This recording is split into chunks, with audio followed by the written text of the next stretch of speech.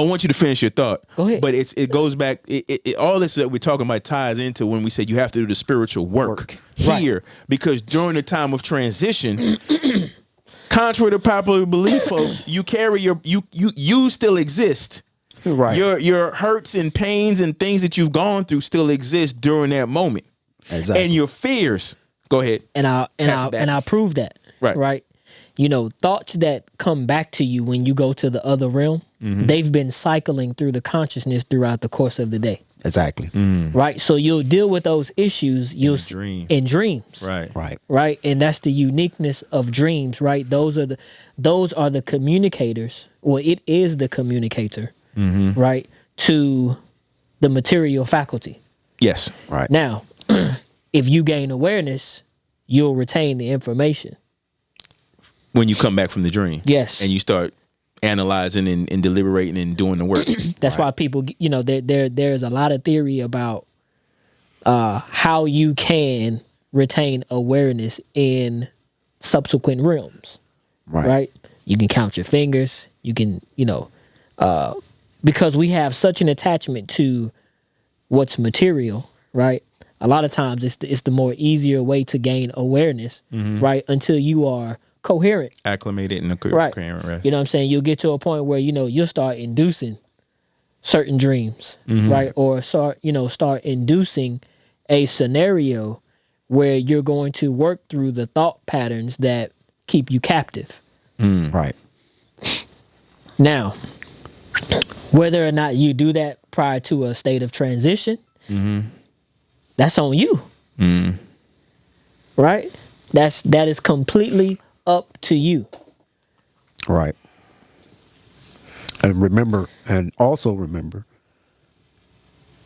it carries over in the spiritual realm, but even in the physical realm, it's loaded within your DNA. Yes, information. So you may move on and may want to come back as, let's say, a Chinese man. But within that Chinese man, in his DNA structure, he still have issues from his family that went through something and their traumatic things. So it's in his DNA when he comes back, or what they want to say, reincarnated. When he comes back and he's dealt within another society or different people, he has other things to deal with that he went through in another in someone else's culture. And when he comes back in this new culture, that whatever they went through is still in his DNA. It's in his blood. It's in his makeup now. Right. So now he has to deal with all of that. So when you're talking about coming back and death and all of these things, we're all dealing with the same issues. We may not look at it that way, but we're dealing with the same issues. You may not be able to see it and comprehend it. And if you think, and you're saying that these tall people, they come back as the short people DNA is still inside him. Yes. So, and when that short people die and going to the tall people, he's still bringing that karma from the short people. And again, it's so the things that we're trying to bring forth right now, it's so vast because the combinations of sequences, right? Like you said, the tall person could reincarnate. We could say reincarnate as a short person, right? But the information that he has as a tall person still carries over. Even though he's in the short person, he's living whatever the experiences are of the short person, right. He may have certain resentments to himself. Exactly. As the short person. Right. Based on what he was living as a tall person. Right. That's why we see a lot of people in different communities that have self-hate. Right. Exactly. It's not just because of the situation. Right. It could be something that they dealt with in a previous life when they really hated the person that they have manifested as now, or the soul, the bodies that they've manifested in now. Exactly. So you'll find yourself always amongst a group of people that their primary focus is hate. Right. You know what I'm saying? Like in some way, shape of hate of self, hate of others. In some shape, form, or fashion. Other selves is what I like to say, because we're all aspects of each other. Exactly. Right. So when you hate, that's why it says when you heal someone, one person, when you do a good thing to one person, you've done it for all. Right. And Facts. that's why there's such a heavy emphasis on the work of forgiveness. Yes, absolutely. You know what I'm Exactly. saying? Because through the mechanics of forgiveness, man, you actually unbind your own soul. Yes. Yes. You know what I mean? And everybody else's. So you unbind certain things. When you heal from something, your children don't have to go through it anymore. When you heal from whatever the tall people did to you, when you heal from that, your children are healed from that.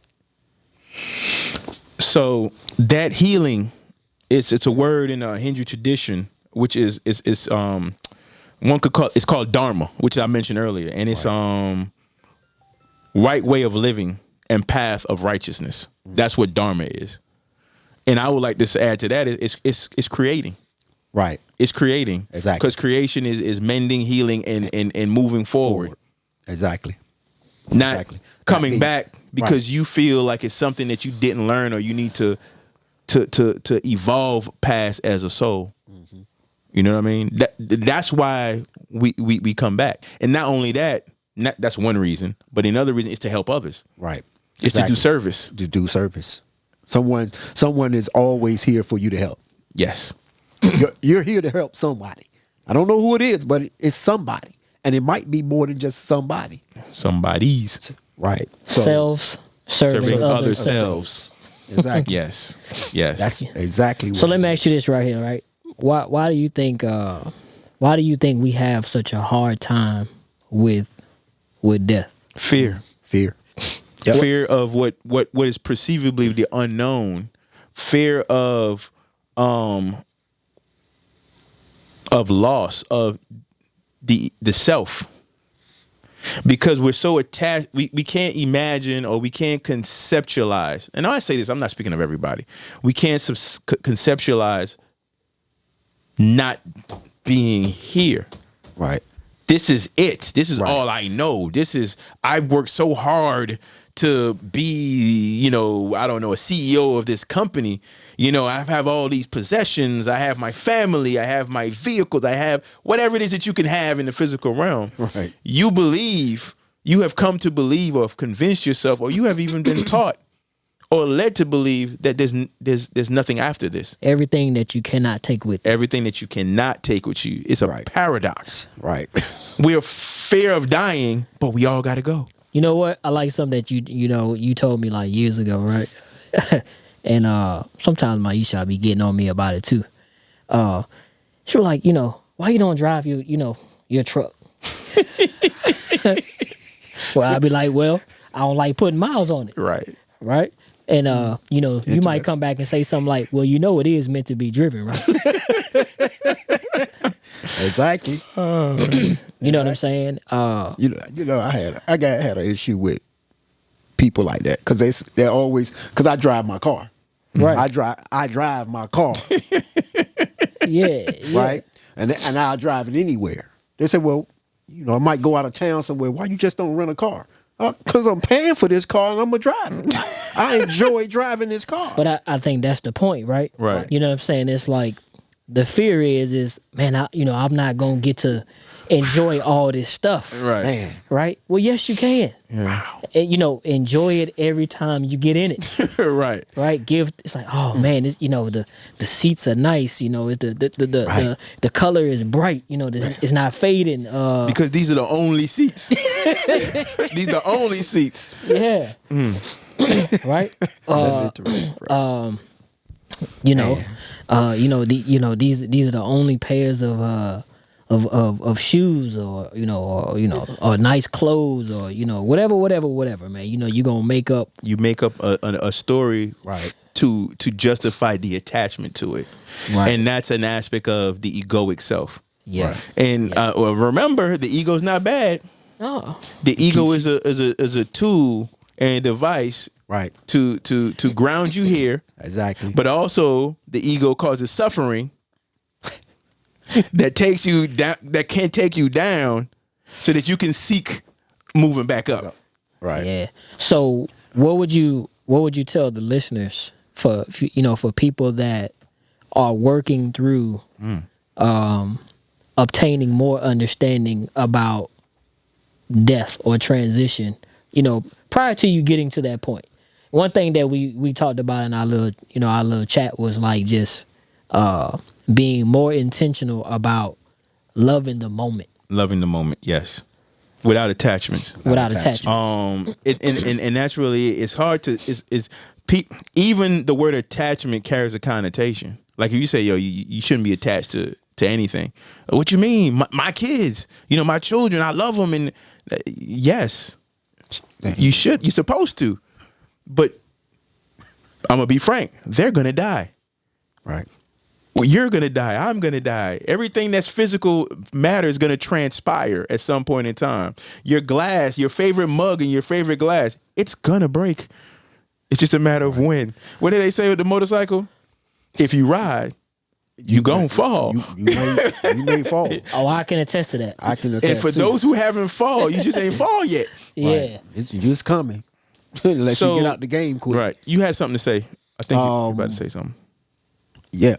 When we're talking about that death, right, or death, right. Some people just think, that's the end. Right. But I would say no on both ends, because energy does not die, cannot die. It goes forth. Now, when we're talking about the body does the same thing. It's still energy. It's just low vibrational energy. It transforms. And it transforms back where it says go back to the earth or to the dust or whatever, to the ground. And it becomes the earth, which is still energy. It goes back to its elemental form. Exactly. Right. So it's a shedding of the physical and allowing the physical to return to whence it came, which is matter. Right. And you go to the non-physical because the soul is non-physical. Right. Right. There was something I was going to say that you I can't remember, but it'll come back if it's important. You asked a question, like what What would you tell someone? Like, what would you tell the listeners, right? The people that are I remember now. Yeah. Stop fearing. Instead of using the word death, we use transition. You transition from one state to another. You transition from a physical to a non-physical state, but you're still aware. Right. Now, what would I tell the listeners to do? Or what would you recommend? Like, how would you? I recommend. How would you encourage them? Face the reality that all things transition. Anything that's matter transitions to something else, as well as the physical and the spiritual. Right. And to get comfortable with death. To get comfortable with the understanding of it and not fear it, because fear actually, by holding on to fear, it causes the transition to be, if you want to say, I want to say painful, but hard. That's where we get the concepts of lost souls or wandering spirits or things of that nature, because a person is so attached and so fearful that when it's time for them to transition, they actually don't go. They stay. And they're they're in the lower astral, lost. Right.